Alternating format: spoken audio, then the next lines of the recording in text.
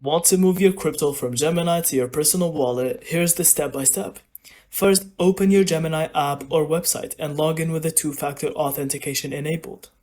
Go to your portfolio and press on send or withdraw. Then select the cryptocurrency you want to move like Bitcoin, Ethereum, or USDT. Paste your wallet address. If it's a hardware wallet or MetaMask, copy the receiving address and double check it before pasting.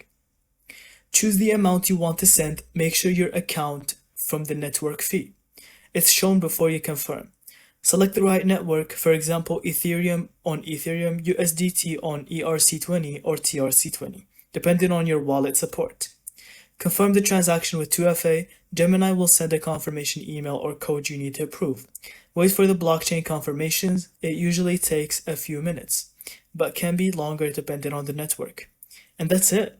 Thank you so much for watching. I hope you found this video helpful. And don't forget to leave us your thoughts in the comments.